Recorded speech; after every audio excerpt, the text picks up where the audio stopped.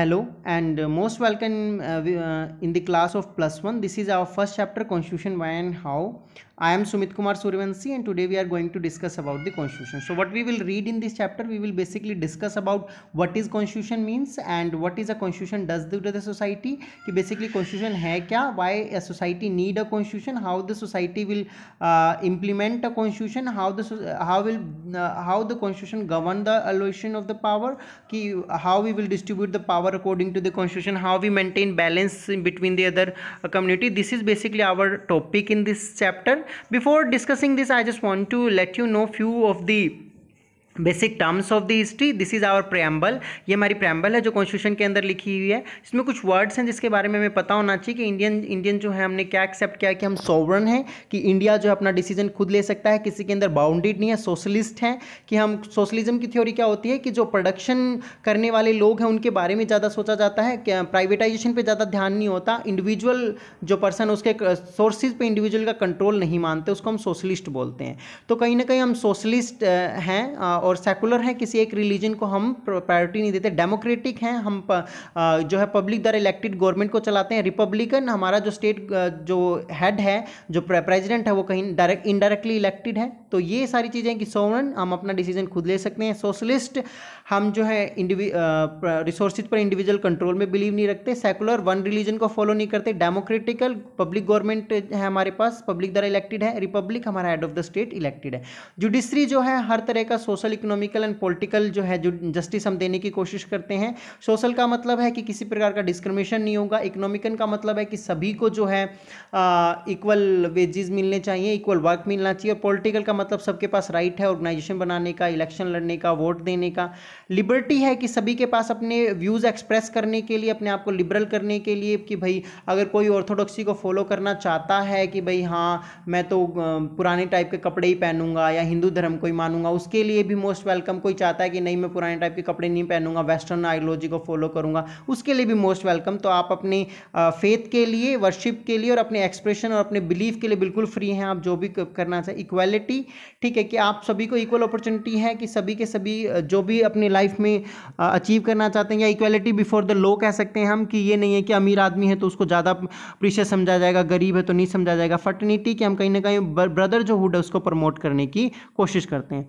Next जो basically है कि कॉन्स्टिट्यूशन होता क्या है. So basically constitution written instrument embedded the rules of the politics और अ सोशल ऑर्गेनाइजेशन, कि कोई भी ऐसे रिटन जो इंस्ट्रूमेंट एम्बॉइडिंग, मतलब कोई जो रिटन रूल्स होते हैं जिसके अकॉर्डिंग हम किसी पॉलिटिकल या सोशल ऑर्गेनाइजेशन को चलाते हैं, तो उसको हम क्या बोलते हैं, कॉन्स्टिट्यूशन बोलते हैं. देखिए, कोई भी ऑर्गेनाइजेशन विदाउट किसी रिटन रूल के हम नहीं चला सकते. उसके पीछे एक रीज़न है.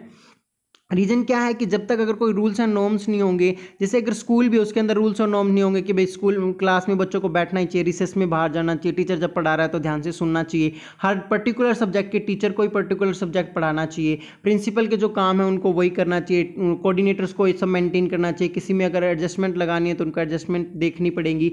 तो ये क्या है, सर्टेन रूल्स और रेगुलेशन है जिसके अकॉर्डिंग काम करते हैं. वो रूल्स और रेगुलेशन सबके लिए अलग अलग है. स्टूडेंट के लिए अलग रूल है, टीचर के लिए अलग है, कोऑर्डिनेटर के लिए अलग है. तो वो रूल्स को अगर हम राइट कर दें किसी बुक में तो उसको हम क्या बोलेंगे, बेसिकली कॉन्स्टिट्यूशन. तो अ सेट ऑफ रूल है जिससे हम किसी पॉलिटिकल या सोशल ऑर्गेनाइजेशन को कंडक्ट करते हैं. तो स्कूल भी एक ऑर्गेनाइजेशन की तरह ही काम करता है. दूसरा है हमारा basic principle and law of a nation, state और सोशल ग्रुप, कि ऐसे बेसिक प्रिंसिपल जो किसी भी नेशन के लिए इंपॉर्टेंट हो. जैसे कि हमारा जो कॉन्स्टिट्यूशन है हमारे देश को चलाने के लिए, जैसे सेंट्रल गवर्नमेंट को क्या पावर है वो भी कॉन्स्टिट्यूशन में है, स्टेट गवर्नमेंट को क्या पावर है वो भी कॉन्स्टिट्यूशन में, हमारे फंडामेंटल राइट भी कॉन्स्टिट्यूशन में है. तो किसी भी देश को चलाने के लिए जिन रूल्स की ज़रूरत होती है, उन रूल्स को जिसके अंदर लिखा जाता है उसको हम क्या बोलते हैं, कॉन्स्टिट्यूशन बोलते हैं. थर्ड पॉइंट इसमें क्या है, that determine the power of the duties, कि इससे क्या होगा कि एक तो हम पावर डिस्ट्रीब्यूट कर लेंगे, ड्यूटीज़ पता होगी कि भाई पब्लिक की ड्यूटी क्या है, वोट देना है, रिप्रेजेंटेटिव चुनना है, रिप्रेजेंटेटिव की ड्यूटी क्या है, पार्लियामेंट में बैठना है, पार्लियामेंट में जाके लॉ बनाना है, पब्लिक वेलफेयर के लिए काम करना है, ठीक है. और गारंटी देता है कि किस चीज़ से पब्लिक के ही रूल को हम क्या है फॉलो करें, पब्लिक के ही लॉ को कहीं ना कहीं हम फॉलो करें। तो ये चीज़ें कहीं ना कहीं हमें क्या है, कॉन्स्टिट्यूशन अश्योर करता है। एक रिटन सेट ऑफ रूल होता है जिसके अकॉर्डिंग कोई पॉलिटिकल ऑर्गेनाइजेशन काम करती है, जिससे वो जो भी नेशन है या सोशल ग्रुप है वो अपने आप के अंदर लॉ एंड ऑर्डर को मेंटेन करता है, सभी को अपनी ड्यूटीज़ बता देता है और उस ड्यूटीज़ के अकॉर्डिंग क्या है, हम सभी चीज़ों को चलाते हैं। तो ये हम कहीं ना कहीं कॉन्स्टिट्यूशन के अंदर देखते हैं।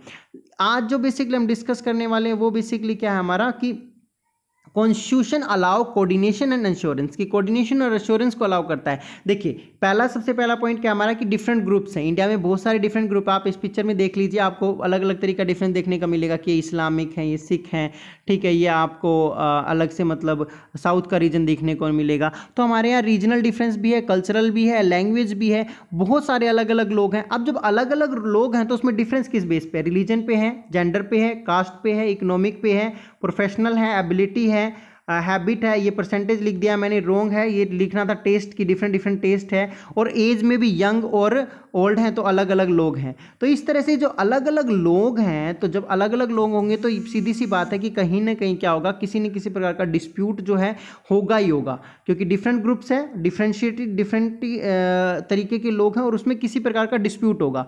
उस डिस्प्यूट को सोल्व करने के लिए कहीं ना कहीं सर्टेन रूल चाहिए हमें। अच्छा, डिस्प्यूट कैसे हो सकता है, मान लो प्रॉपर्टी का डिस्प्यूट हो सकता है, भाई ये हमारी प्रॉपर्टी है, जैसे टेरिटरी को हो जाता है भाई पंजाब पंजाबियों का, हरियाणा हरियाणियों का। एजुकेशन के लिए एक डिस्प्यूट है कि जैसे कोई कल्चर सोचता है कि हमें एजुकेटेड करना चाहिए, जैसे इस्लामिक जो कल्चर है वो मानते हैं कि फीमेल को ज़्यादा एजुकेशन नहीं देनी चाहिए। तो अब हम उस चीज़ को कैसे कन्वे करें कि नहीं, फीमेल को एजुकेशन देनी चाहिए, वीमेन एम्पावरमेंट जरूरी है, क्योंकि डेमोक्रेसी में तो वीमेन एम्पावरमेंट को हम फॉलो करेंगे, लेकिन उस साइड तो उसके लिए हमने रूल बना रखे हैं कि फीमेल के लिए हमने फ्री कर रखे है एजुकेशन, बचपन में कंपलसरी कर रखी है एजुकेशन। तो रूल बना के उस चीज़ को हम खत्म करने की कोशिश करते हैं। जैसे पहले क्या था कि बहुत सारी वाइफ होती थी, पर हिंदू एक्ट के अनुसार अब एक ही वाइफ रख सकते हो आप, ठीक है। पहले डिवोर्स की प्रॉब्लम थी, अब हिंदू मैरिज एक्ट के अकॉर्डिंग आप डिवोर्स दोनों ही दे सकते हैं इजीली। तो क्या करते हैं, जो भी डिफरेंट आइडियोलॉजी होती है उसके खिलाफ हम रूल बनाते हैं ताकि उसको हम सेट कर सके। और कभी भी ऐसा नहीं हो सकता, फैसिलिटी सेफ एंड सिक्योरिटी की रूल क्यों बनाते हैं, ताकि एक तो सबको फैसिलिटी प्रोवाइड किया जा सके, एक सेफ्टी रहे और सिक्योरिटी की जा सके। सेफ्टी सिक्योरिटी कैसे, क्योंकि अगर दो ग्रुप के अलग अलग डिमांड है तो अगर हम रूल नहीं बनाएंगे तो प्रॉब्लम ही क्रिएट होंगे। आपने 10th क्लास में भी पढ़ा होगा कि देखिए बेल्जियम में भी एग्जांपल सेम था, 2 लैंग्वेज वाला था, और श्रीलंका में भी अलग अलग डिमांड थी, लेकिन अगर उनको बेल्जियम की तरह अगर सेफ्टी नहीं प्रोवाइड की जाती, रूल ना बनाए जाते, तो वहाँ पर श्रीलंका की तरह क्या हो जाता, सिविल वॉर हो जाती। तो सिविल वॉर से बचने के लिए, सेफ्टी के लिए, सिक्योरिटी के लिए क्या है, जरूरी है लॉज वगैरह बनाना। All the groups live together, कि सारे ग्रुप हैं एक साथ रहते हैं, ऐसा कभी भी नहीं है कि ग्रुप अलग हो। डिपेंड्स ऑन ईच अदर, की कहीं ना कहीं एक दूसरे पर डिपेंड भी करते हैं, ऐसा नहीं है कि एक दूसरे के बिना इनका काम चल जाए। ऐसा नहीं है कि हमारे आसपास में कोई मुस्लिम नहीं मिल सकता, या सिख नहीं मिल सकता, या बिना सिख से बात किए हमारा काम चल जाएगा, या हम पंजाब से बात नहीं करेंगे, हम यूपी से बात नहीं करेंगे क्योंकि वहाँ के अलग लोग हैं, अब हम बिहार के लोगों से बात नहीं करेंगे। सभी को एक दूसरे से कहीं ना कहीं मिलजुल कर रहना होता है, ठीक है। लास्ट चीज़ क्या है, require cooperation of the each other, कि अब एक साथ रहने के लिए हमें क्या करना है, एक दूसरे से हमारा कोऑपरेशन होना चाहिए, क्योंकि अगर कोऑपरेशन नहीं है तो हम कहीं ना कहीं उस चीज़ को डेवलप नहीं कर सकते। तो पूरी चीज़ अगर हम ध्यान से देखें तो सबसे पहली चीज़ है कि डिफरेंट तरीके के लोग रहते हैं इंडिया में, रिलीजन के नाम पे अलग हैं, अलग अलग धर्म के, हिंदू मुस्लिम अलग है, जेंडर फीमेल और मेल अलग अलग हैं, इकोनॉमिकल रिच और पुअर हैं, कास्ट के लोग अलग अलग हैं, प्रोफेशन के अकॉर्डिंग है, जैसे कि वकील है, कोई डॉक्टर है, कोई मजदूर है, एबिलिटी के अकॉर्डिंग अलग है, कोई इंटेलिजेंट होता है, कोई वीक होता है, कोई IITN है तो कोई बेस्ट स्पीच देने वाला है, कोई अच्छा टीचर है, तो अलग अलग एबिलिटी हो सकती है। हॉबी सबकी अलग अलग है, कोई फुटबॉल खेलना पसंद करता है, कोई कहीं क्या नाम क्रिकेट खेलना पसंद करता है। तो इस तरह से जब अलग अलग लोग होते हैं तो उनके बीच में डिस्प्यूट जरूर क्रिएट होता है, क्योंकि अलग अलग थिंकिंग के लोग हैं तो उनकी डाइवर्सिटी कहीं ना कहीं उनके बीच में डिस्प्यूट होगा। और उस डिस्प्यूट को सोल्व करने के लिए हमें क्या, वो डिस्प्यूट किसी भी तरीके का हो सकता है, प्रॉपर्टी से लेके एजुकेशन से लेके, तो हमें क्या करना है, डिस्प्यूट को सोल्व करने के लिए और कहीं ना कहीं फैसिलिटी और सेफ्टी बनाने के लिए जरूरी है लॉज को बनाना। क्यों, क्योंकि सभी ग्रुप को अलग तो कर नहीं सकते, सभी एक साथ रहेंगे, एक दूसरे पर डिपेंडेबल भी हैं और एक दूसरे की ज़रूरत भी है। तो इसीलिए हमें क्या करना होता है, रूल्स और रेगुलेशन को बनाना होता है, ताकि हम क्या कर सकें, उनके बीच में पीस को मेंटेन कर सकें।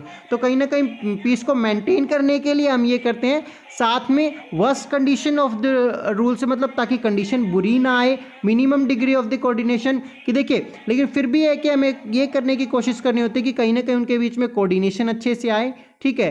No assurance that other will follow this rule. पर प्रॉब्लम क्या होती है कि अब ये जरूरी नहीं है कि हमने जो सारे रूल बना दिए उसको सभी लोग फॉलो करें, ठीक है। हमने तो देख लिया भाई डिफरेंट डिफरेंट लोग हैं, डिफरेंट डिफरेंट आइडियोलॉजी है, डिफरेंट डिफरेंट तरीकों के पॉइंट ऑफ व्यू प्रेजेंट करेंगे, तो उनमें सिक्योरिटी सेफ्टी बनाए रखने के लिए हमें क्या करना है, कहीं ना कहीं एक रूल्स बनाने हैं ताकि पीस मेंटेन हो, शांति बनी रहे, वर्स्ट कंडीशंस ना आए, सभी आपस में कोऑर्डिनेशन कर सके, क्योंकि सभी को आपस में साथ में रहना है। पर अश्योर कौन करेगा कि जो कानून हमने बनाए हैं वो सभी फॉलो करे, ताकि वो कानून एक पूरी सोसाइटी का, एक ग्रुप का कानून हो। ठीक है, अगर पूरे इंडिया को कॉन्स्टिट्यूशन नहीं माना जाए तो कल को पंजाब के मैं नहीं फॉलो करूंगा, हरियाणा के मैं नहीं फॉलो करूंगा, इसलिए कॉन्स्टिट्यूशन क्या पूरे इंडिया का है जिसको फॉलो करते हैं। तो पहली चीज कॉन्स्टिट्यूशन का वर्क क्या होता है, the first function of the constitution is provide a set of basic rule, कि बेसिक रूल प्रोवाइड किए जाते हैं that allow the minimum coordination among the member of the society, जो क्या करता है कहीं ना कहीं minimum coordination member of the society के बीच में अलाउ करता है, ताकि उनके बीच में कोई प्रॉब्लम ना हो और वो आपस में क्या चीजों को सोल्व करके रख सकें। ठीक है,